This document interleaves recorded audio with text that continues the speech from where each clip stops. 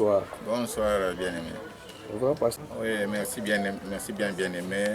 J'ai suivi la décision du président de la République sur la maladie, sur la pandémie. Pandémie qui est une épidémie mondiale. Quand certaines dimensions mondiales, c'est comme ça que ça devient une pandémie.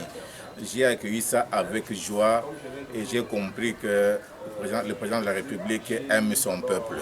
Parce que s'il n'avait pas aimé le peuple, il n'allait pas prononcer un tel discours-là. Il a voulu sauver le peuple dans cette maladie coronavirus qu'on appelle Covid-19. Seulement, je me suis posé la question de savoir pourquoi Covid-19, pourquoi pas Covid-20. J'ai compris alors que c'est une ancienne maladie, c'est un ancien virus.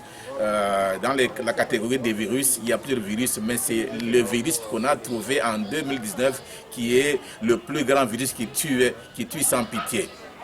Donc j'ai accueilli la décision, quand bien même il a parlé de fermeture des églises. Moi j'aime bien parler de suspension des églises parce que ces églises ne sont pas fermées, ne sont pas fermées pour dire que les églises ne vont pas fonctionner. C'est une suspension de 4 semaines ou d'1 mois. Voilà pourquoi j'aime parler moi de suspension. Après, moi, on se repose, on prie à la maison et l'homme de Dieu, le pasteur, l'apôtre que nous sommes, nous pouvons être à l'église pour recevoir quelques cas, s'il y a des cas, parce que en fait, il n'est pas dit que quand on a suspendu, on a fait l'église, nous n'allons pas prier. Il n'a pas interdit de prier.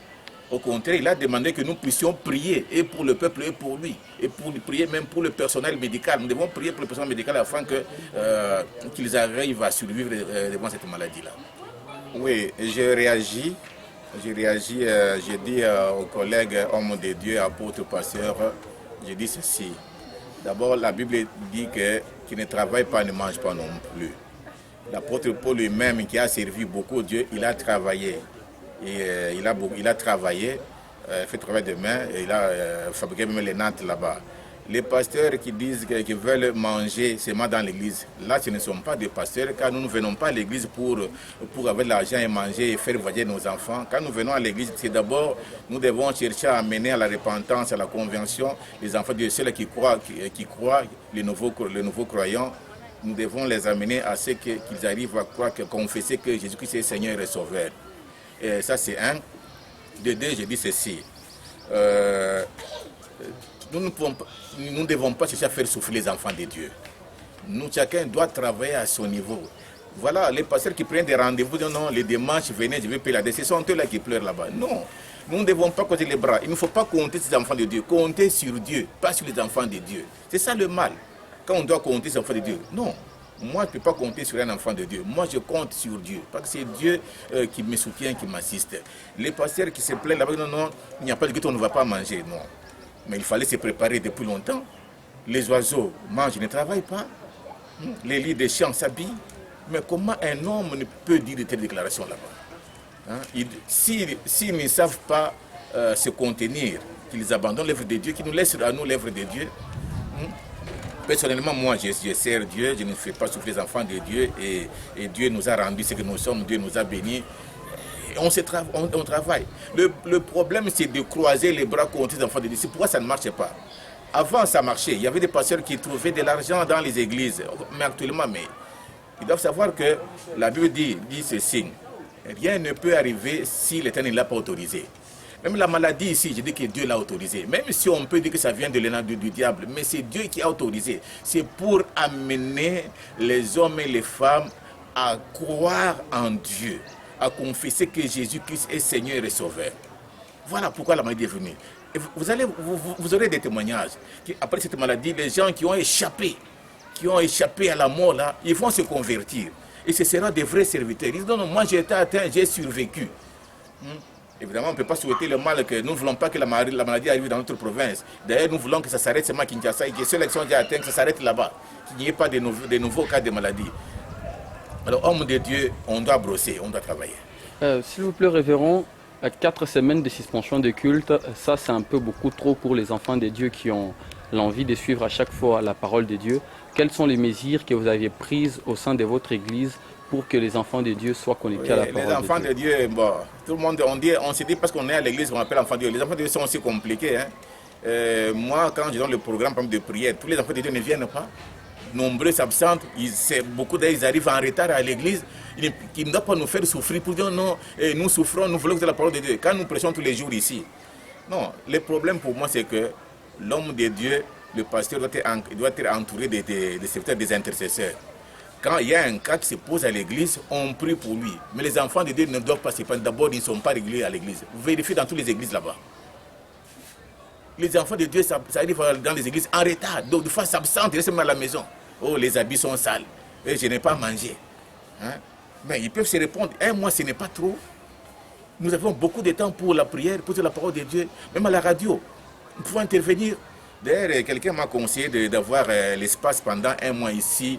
Je prêche à la radio. Je ne suis pas le premier, il y a d'autres pasteurs qui le font. Je peux être sur la radio, je peux passer à la chaîne, comme votre chaîne, la radio Sentinelle. Comme je suis invité au CLTK, je peux passer là-bas, intervenir. Mais les enfants ne nous donnent pas les moyens. Les enfants ne nous donnent pas les moyens pour intervenir parce qu'il faut payer à la radio. Les enfants devaient commencer par nous aider. S'ils trouvent que ça ne c'est trop, qu'ils nous donnent les moyens de pression à la radio, ils vont suivre des chaînes de prédication à la radio. Oui, pendant cette période, nous avons suspendu, nous observons la décision du chef de l'État.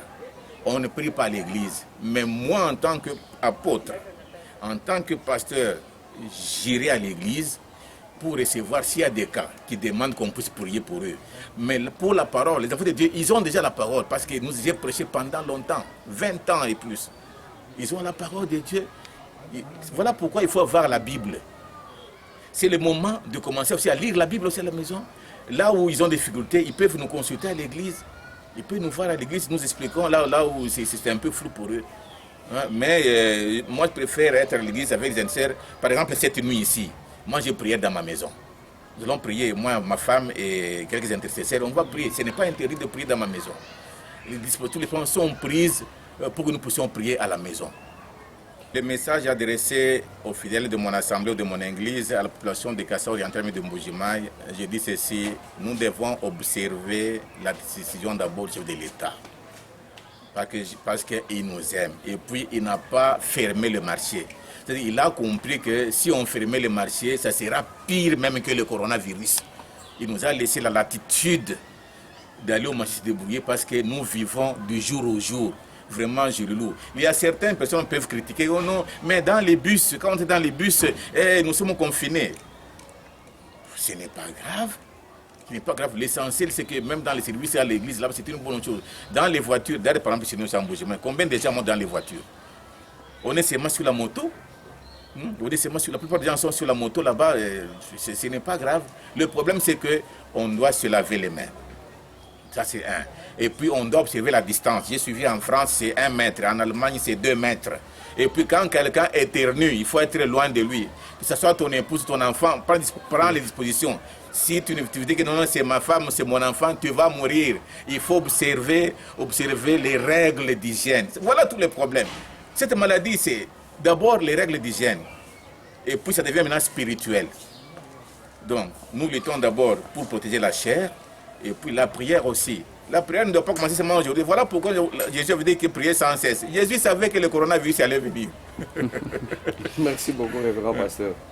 Merci, c'est à moi de vous dire merci et de vous remercier la chaîne mère, la radio Temps Sentinelle. Que Dieu vraiment bénisse la radio Sentinelle. Que Dieu bénisse votre pasteur Kamoulete, directeur de Bethel Central, Zaché Kachala, mon poste Loachikunda.